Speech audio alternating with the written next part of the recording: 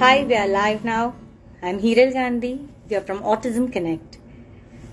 We have a special educator today to perform a live session with us. Her name is Jennifer. Hi, Jennifer.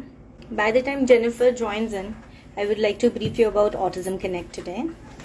Our goal is to help the millions of parents whose children are diagnosed with autism spectrum disorder to build a better life for their children. We want to empower them by providing them easy access to a community of parents, professional resources, and treatment options.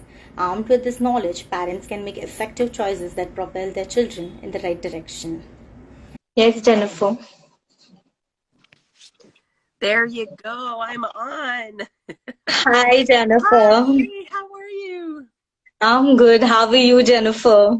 Pretty good, pretty good. I was trying to find a quiet spot in my house because everybody's getting ready for work and getting ready for school this morning. Correct. So it's a busy day for Mama. Oh, yes, of course, it is. It is. So Yeah. people, we have Jennifer, who is a special educator herself. Jennifer, please tell us something about yourself. I'm from Canada and I am a teacher of children with autism. So I teach right now I have 6 students with autism, and I've been teaching children with autism for 9 years now. And I've been a teacher for 23 years. So I have lots of experience with all children of all ages and children with all kinds of abilities. And autism is my specialty. I'm actually right now, I've just finished a class for being like a specialist in children with autism. So I specialize in teaching children with autism. So that has, it's just been great since I teach children with autism. All of this new knowledge and experience that I got is really helping me in my career as well. So it's just, it's fantastic. Wow. So tell us about your journey. Yes. Oh, and I was going to add, and I have a 16-year-old with autism. So my daughter, Emilie, if you look at my Instagram feed, you'll see my beautiful daughter, Emilie, and she helps me quite a bit in my business. And I'm going to tell you guys a little bit about that and the opportunities that I provide for my daughter. So it's really interesting as they grow up and turn into these teenagers and young adults to find those opportunities for the children with autism. It's so important. Correct. So here, Jennifer, you have to talk to our audience about creating opportunities for our teens with autism, right? Absolutely. And that's, like I said, that's what I'm doing with my own daughter. And I'm trying to help other parents of children with autism and teens with autism to find those same opportunities because it's difficult sometimes because they have, sometimes they have a limited amount of, sometimes even patience. Like my daughter will not, she can't necessarily work at a store for 8 hours. Like she doesn't have the patience to do that. She doesn't have that ability to do that, but she has so many other abilities. So one of the first thing I tell parents is if you have a teen with autism, go with what their strengths are, what they love to do. My daughter loves photography. That's what she loves to do. She loves photography. She loves computers. She loves, graphic design. She loves, drawing on the computer, drawing on her iPad, digital art. So she loves that kind of stuff. So that's her, that's her strong suit. So let's use those strong suits and let's create opportunities based on that. So just an example for my daughter is that because she's good in photography, she takes pictures she loves taking pictures of animals because she loves animals. So what I did is that, like, we have guinea pigs at home, little guinea pig animals. I don't, you guys know the little piggies. So we take pictures of the little guinea pigs eggs, and then she will take those pictures and she makes them into cards, like birthday cards and Christmas cards and whatever, greeting cards.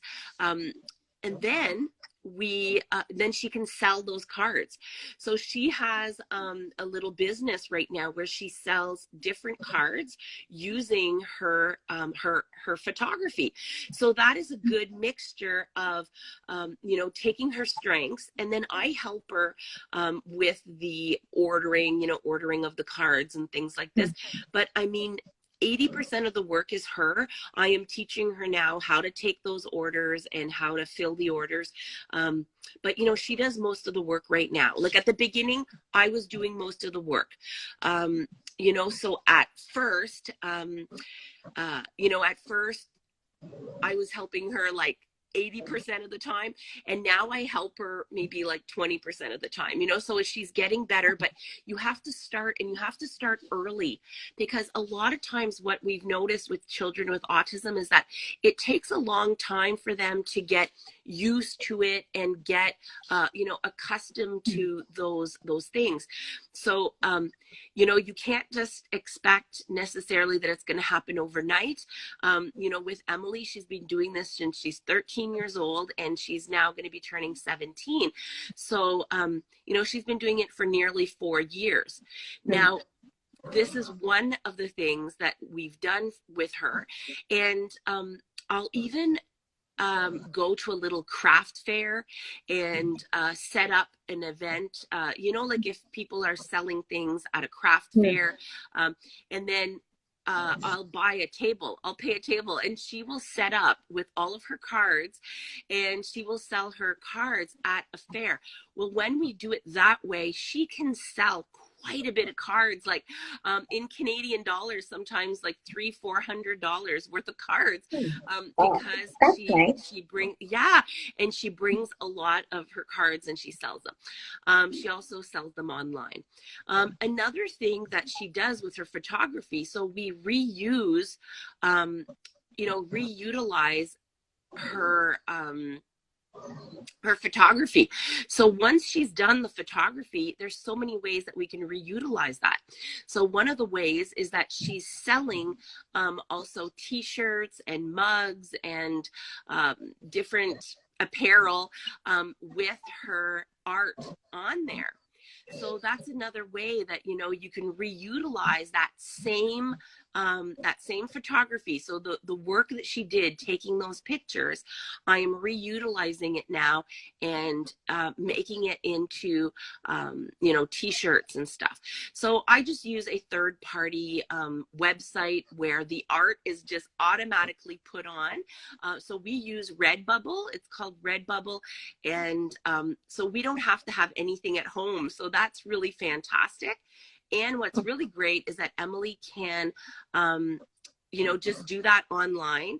It's just a digital platform, and she can put her own artwork on dresses and t-shirts and tank tops and even bedspreads and shower curtains and everything. So that's been really great. And she's making, what's really great about that is that she makes an income, but without really much effort, because once it's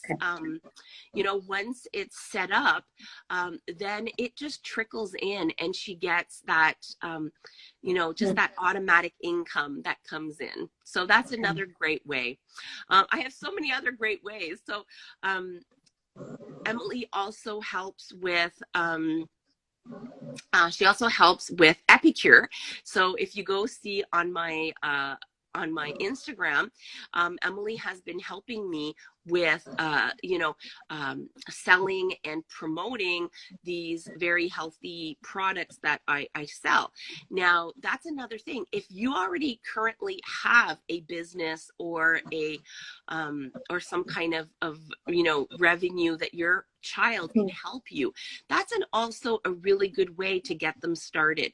So a lot of people say, well, anything, they're a plumber, they're a whatever business that you might have already.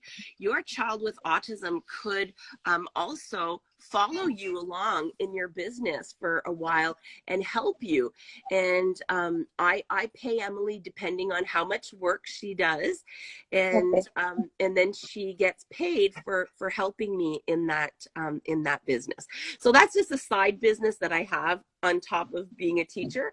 But that I started that for Emilie so that she would learn how to cook, because it's a business that has to do with healthy eating, and there's cooking classes and all of this. So when I see that, you know, it has to do with cooking, I say to myself, well, that's a really good opportunity for Emilie. She'll learn how to cook. She'll learn how to become more independent in the kitchen, and she can get a salary from helping me do these things. So, you know, that's another great way, you know, to get motivating her as well.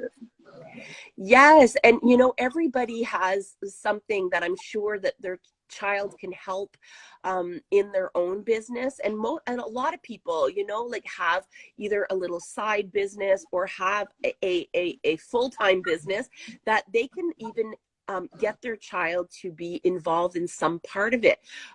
For example, there's another young lady that I see often on Facebook, and her job with the business is to simply, like, she will do packaging of products, and they, you know, she'll put them in envelopes or put them in packages for her parents. And I thought, well, that's something that, you know, she can easily do even from home, or you know, and it's easy for her to accomplish. And then she feels very proud of herself because she was part of that business, and she was part of something bigger. And I think that's what the main importance is to have your teen gain skills and gain self-confidence, so that they will want to you know, to continue working and do those extra hours, to have that, you know, extra income as well. Because we want them, the whole goal is we want them to become independent one day. We want them to be able to live on their own, have their own salary, have their own house, maybe have their own apartment, have, you know, so those things are all important. But it starts at home, and it starts when they're young. You know, you can start when they're 10 years old, 12 years old, you know, 13, whatever, you know, start developing the skills that they'll need later on. And that's really, really important. Just responsibility. Another thing that Emilie does in the summer is that I will post on Facebook that we will take in little animals like guinea pigs and hamsters, little birds, and people go on vacation. People go on vacation, and they want someone to take care of their pets.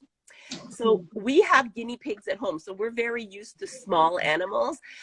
So we don't want like a dog in our house, but we will take, like, you know, a hamster or a little mouse, or a guinea pig or a rabbit. And Emilie will take care of that pet for like a week while the you know, people are on vacation.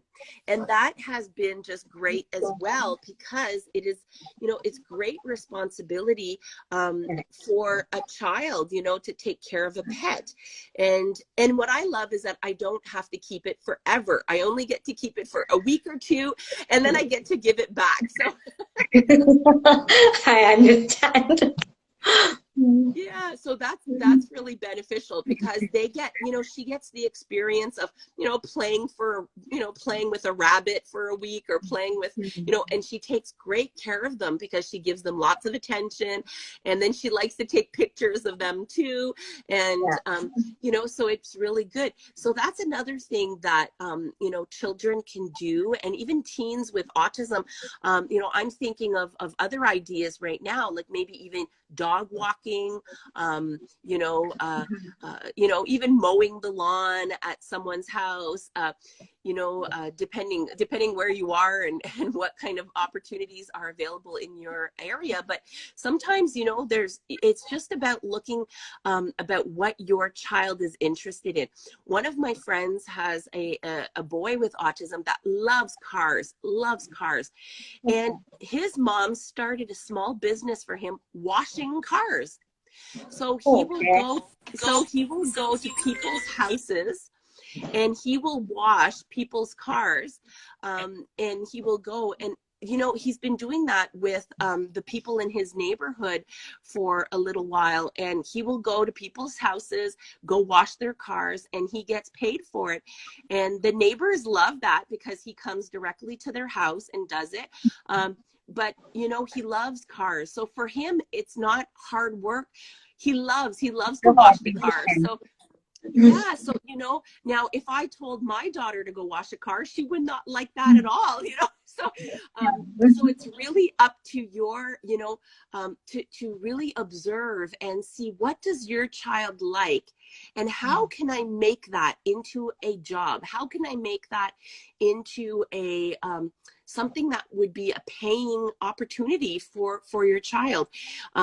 Because everybody is so different. Like if they like to cook, maybe they could, they could cook meals or cook, desserts and sell them, sell them on Facebook, or sell them on, to neighborhood people, or, find a family that's very busy, and then maybe your child could cook things for that family, so there's all kinds of opportunities.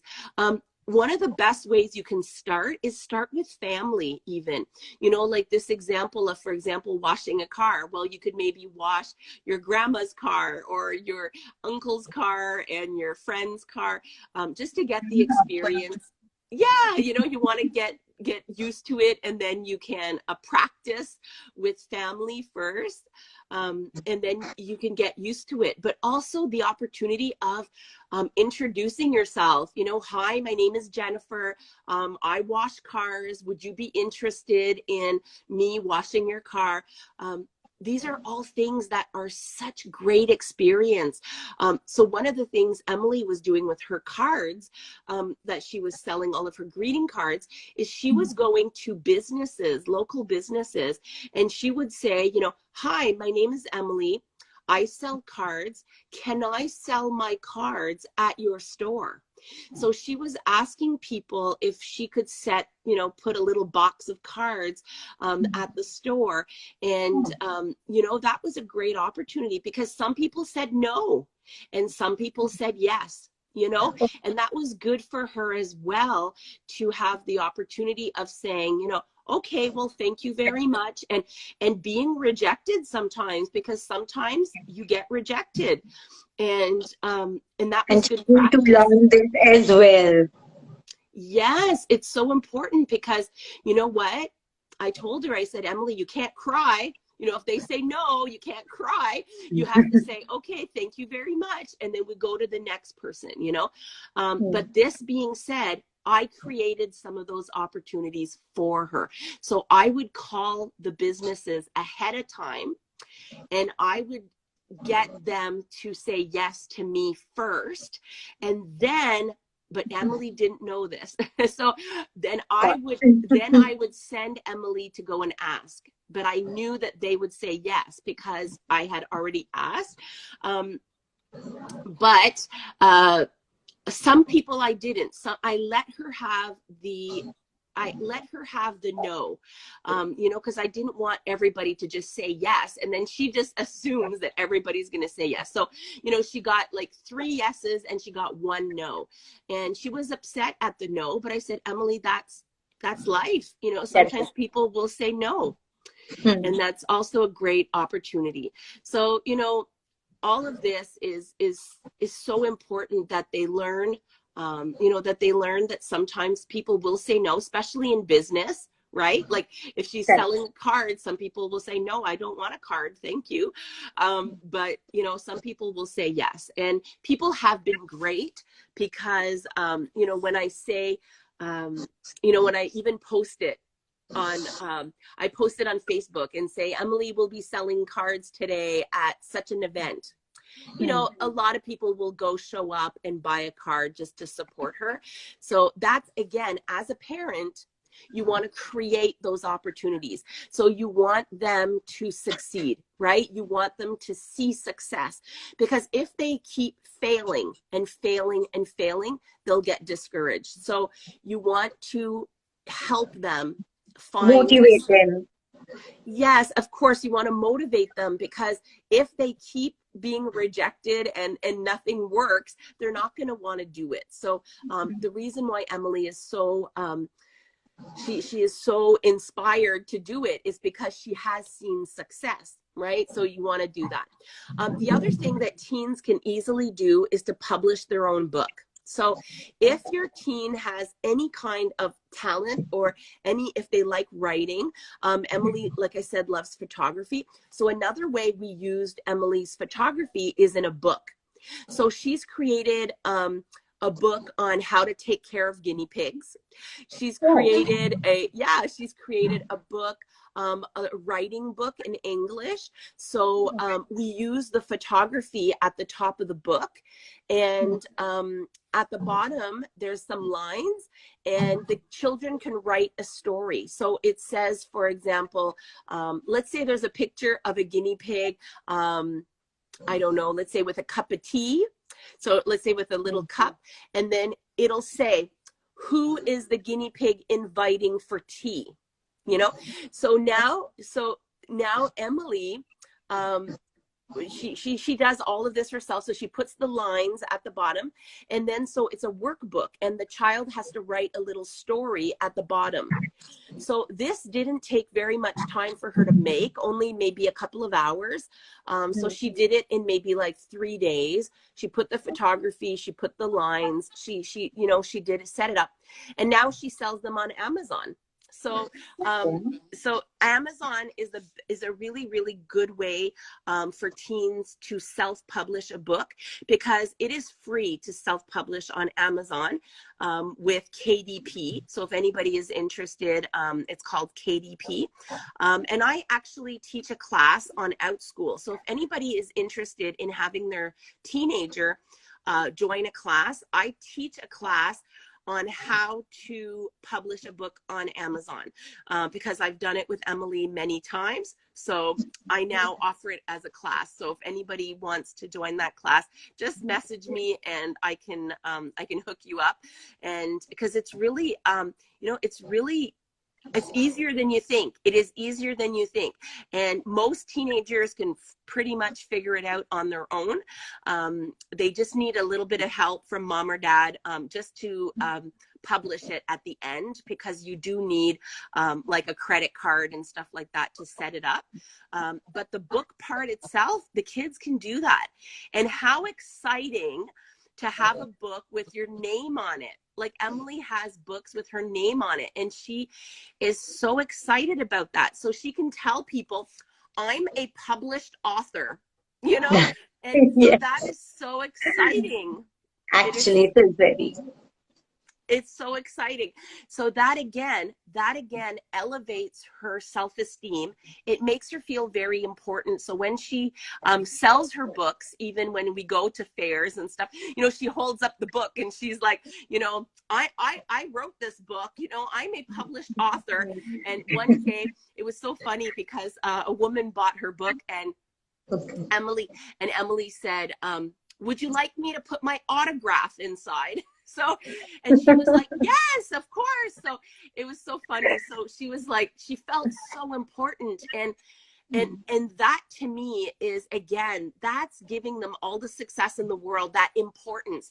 And, you know, she only makes like, I think it's $4 per book, you know, but it doesn't matter. It doesn't matter, because even if she only makes, you know, a $4 profit, she makes $1 million in her heart. You know, she's so happy that she has sold a book every time she sells a book.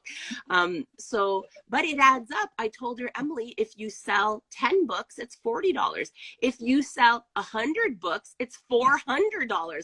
So there's no, and because it's on Amazon right now, you know, there's no limit to how many books she can sell. You know, she could sell, you know, it's there. So maybe in her lifetime, she'll sell 1,000. Well, that's $4,000.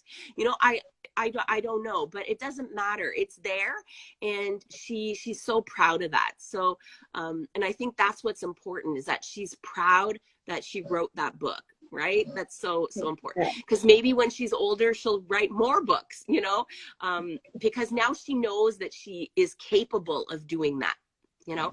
And I think that's what's really important, is to give them the opportunities so that they know they can do it.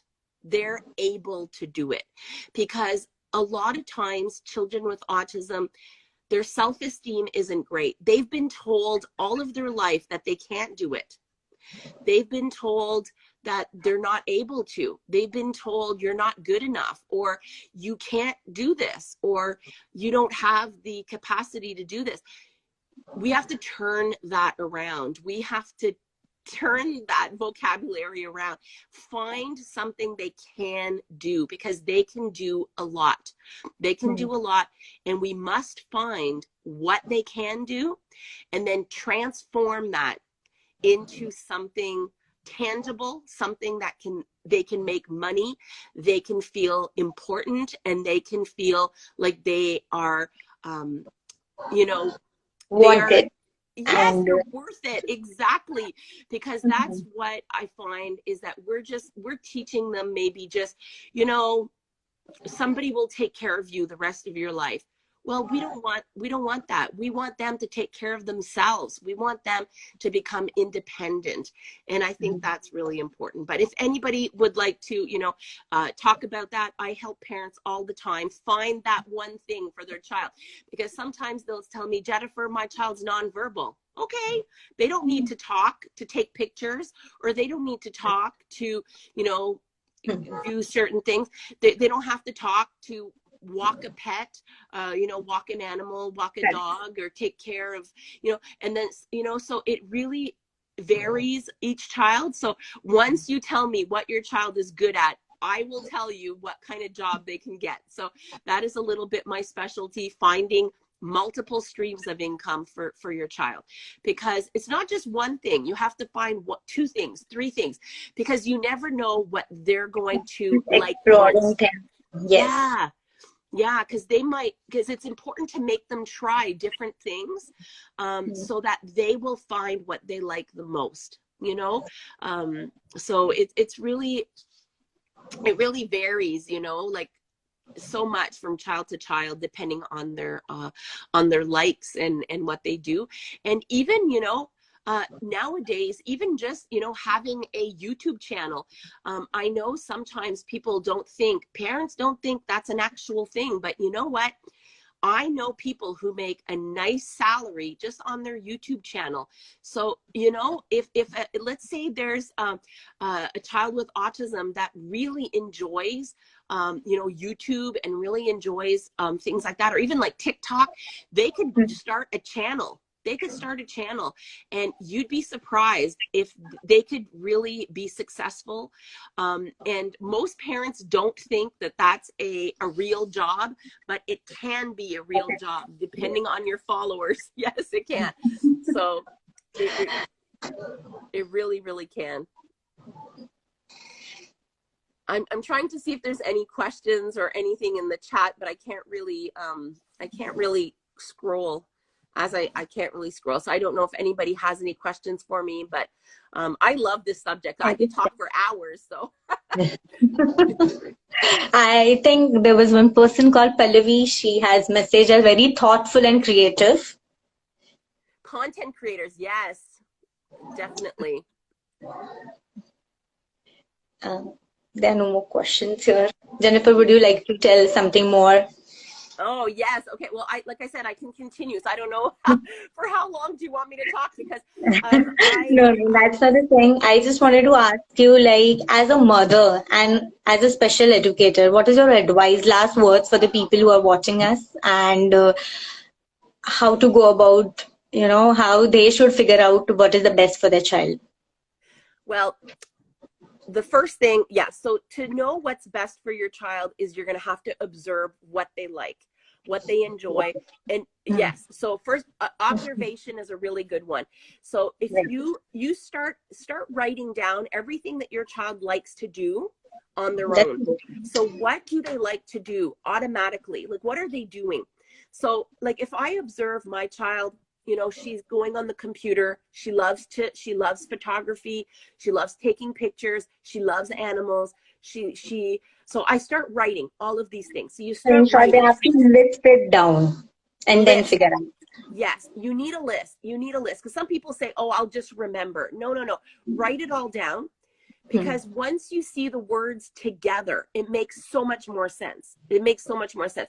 Because when you see, for example, photography, computer, you know, then I said, oh, she likes taking pictures, but she also likes the computer. So maybe she could take her pictures and do something on the computer with them, right? So when you see all of these words together, you start it makes sense, you know? So start writing down all of their likes, just everything that they enjoy. And then from there, that list will help you also to determine what jobs are connects to those things, right? What jobs belong to those likes. And then once you do that, you can kind of do a little brainstorming of different jobs. And then you can kind of, I find as a parent though, you do have to push a little bit, because with my experience, teens, especially teens with autism, a lot of times they don't want to do anything. And I think that's not just teens with autism. I think that's all teens, They just want to do nothing. They just want to sit in front of the television or sit in front of the iPad. So as a parent, and I think that's, like I said, it's all teenagers, not just teenagers with autism. So, so I think as a parent, the important thing is you're going to have to push a little bit and kind of make it happen. You have to make it happen. You have to strategize things to make these things implemented by them. Actually. Exactly. You have to make what they like, and you know, you can kind of make a plan with them, but then when it comes down to it, you kind of have to make it happen, because a lot of times they're not all self-motivated, right? And most teens, most children are not self-motivated, right? They're going to be like, I'm too lazy. I don't want to. It's not fun. And this is why you have to find something that they like, because it has to be fun. If not, they're not going to do it. But then once they're self-motivated, because once they start doing the job, and once they start seeing the money, that's where it is. Once they start seeing the money, then they can see the benefits, you know, and then they get happy, and then then it's easier. But to get it started, you do have to give them a little push. You know, you have to kind of say, no, you're doing this today. Let's do it. You know, come on now. And this is where, as a parent, you have to do it with them at first. A lot of times, you know, like even with, let's say, you know, washing the cars. My friend had to help him at first, you know, wash the cars and everything. But once he did it, you know, 3 or 4 times with his mom, then he was able to do it alone, you know. But they need that help at first. So as a parent, I think you just have to be there for your child. You have to create the opportunities. So not just assume that they will create their own opportunities. Don't assume that. But for all teenagers, they're not going to necessarily create their own opportunities. So help them create the opportunities. Help them at first to work at their new jobs or whatever it is that they're doing, and then slowly remove yourself from the equation. But I think that as a parent, you have to just start out your hands right in there and being very, very involved, and then slowly reduce your involvement. And I think that's the trick, you know, to really make it successful. And especially with people with autism, you might have to give them help for longer, you know, like maybe not just, you know, 1 or 2 times. Maybe you have to help them for 6 months, you know, before they are used to it enough. So, you know, as a parent, when your child is ready, and you start reducing, you know, the amount of time that you do. So even like with the cooking classes, at first Emilie was helping me, you know, doing the cooking classes. Now Emilie does cooking classes all by herself. So, you know, it is just fantastic. But then I find the recipes that she's really good at, and that's what she does. She does those recipes all by herself. I don't give her a recipe she doesn't know. I give her a recipe that she's really good at. And then that way she does the cooking class so perfectly, you know? So make sure that you prepare them properly and give them all, you know, give them all the help they need to be successful, because every child with autism, regardless, because sometimes people will tell me, oh, Jennifer, he's not high functioning, he's nonverbal, he doesn't, you know, it doesn't matter. I can find an opportunity for a job for any person, because it doesn't matter if, you know, that person, there's always opportunities, you know, for somebody to do a simple task, for example. Like Every individual has their own capacities and capabilities, and they'll do it. yes, exactly. And like I said, even if all your child is able to do at first is take something and put it in a bag, well, that's the beginning of something. And you know what? Maybe his opportunity for now is to put catalogs into bags, you know, and that's fine. That's fine, because there's always somebody looking to do, somebody is always looking for people to do these tasks, right? So that's another thing, you know, you just have to look for those opportunities. And I utilize Facebook a lot. I will post on groups, you know, you find groups for your area, find groups for your community, and you start posting. Would anybody be interested in, you know, a pet sitter? Would anybody be interested in a car washer? Would anybody interested in hiring my son for, you know, some task that you don't want to do, like, you know, mailing something, or putting, you know, maybe packaging items or mailing items.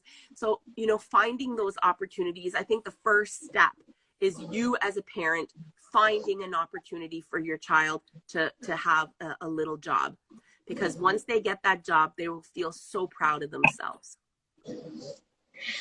Jennifer, I have listed down few things to end up this session. Like, as you mentioned in this session, we have to list everything first, find a good opportunities, explore them, explore where your child fits in well, and then strategize and implement, and slowly, gradually make them learn to be independent.